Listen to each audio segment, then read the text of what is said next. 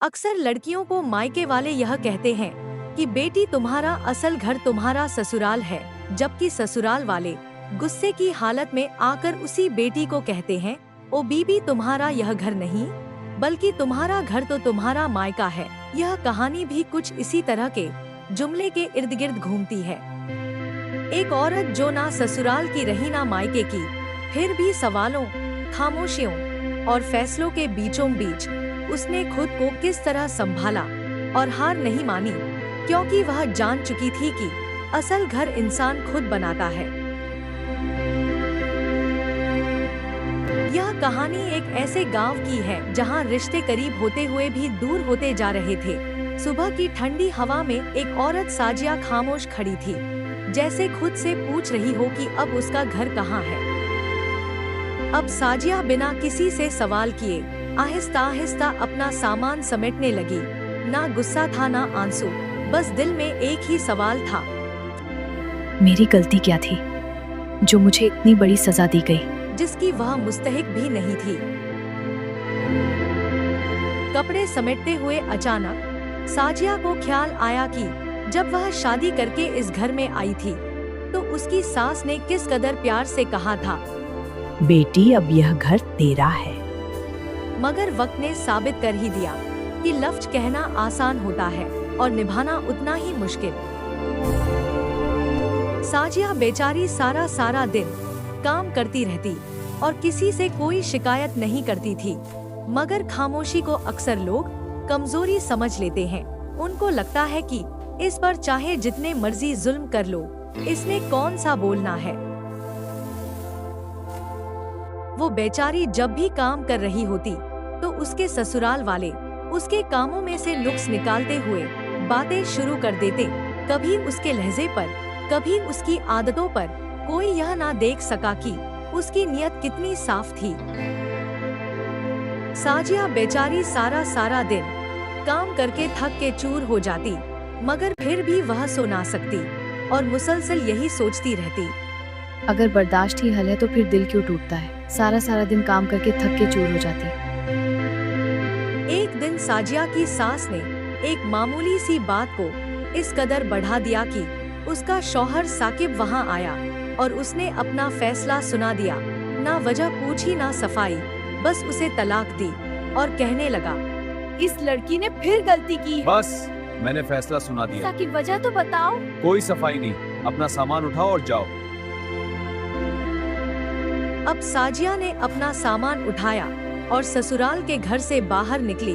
उस वक्त वो लकड़ी का दरवाजा बंद नहीं हुआ था, बल्कि अंधा यकीन भी बंद हो गया था जो इस रिश्ते पर मौजूद था। जैसे तैसे करके साजिया अपने मायके पहुंची तो उसकी माँ ने जल्दी से अपनी बेटी को रोते हुए गले तो लगा लिया, मगर आंखों में 100 तरह के सवाल थे। उधर बाप बेचारा चारपाई पर खामोश बैठा अल्फाज ढूंढ रहा था कि किन अल्फाजों का इस्तेमाल करते हुए वो अपनी बेटी से बात करे। जब रात हुई तो साजिया की माँ उसके पास आकर बैठी और कहने लगी, बेटी घर के हालात ठीक नहीं है। यह जुमला सुनकर साजिया को समझ आ गया कि वो इस घर में भी सिर्फ 2-4 दिन की मेहमान बनकर ही रह सकती है। अब खाने का वक्त हुआ तो साजिया के माँ बाप खाना खा रहे थे, मगर साजिया वहीं खामोश बैठी सोच रही थी, मैंने ऐसा कौन सा जुर्म किया था जो मैं ना ससुराल की रही ना मायके की। आखिर ऐसा क्यों हुआ।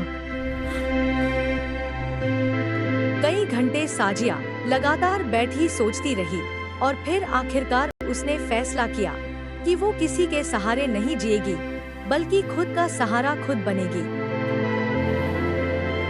अगले दिन सुबह होते ही उसके पास जो थोड़े बहुत पैसे थे, उन पैसों से उसने गांव के बाजार में एक समोसे का ठेला लगाया और समोसे बेचना शुरू कर दिए। उसकी मेहनत खामोश थी, मगर मजबूत थी, इस कदर की कोई उसे तोड़ ना सके। ताज़ा गर्मा गर्म समोसे। कितने का एक? सिर्फ 5 रुपए, लीजिए। इसी तरह कुछ वक्त गुजर जाने के बाद वहाँ के रहने वाले लोगों के रवैया बदलने लगे। जो कल तक उस पर सवाल उठाते थे, आज उसे सलाम करने लगे और खुशी खुशी उसके समोसे खाने लगे।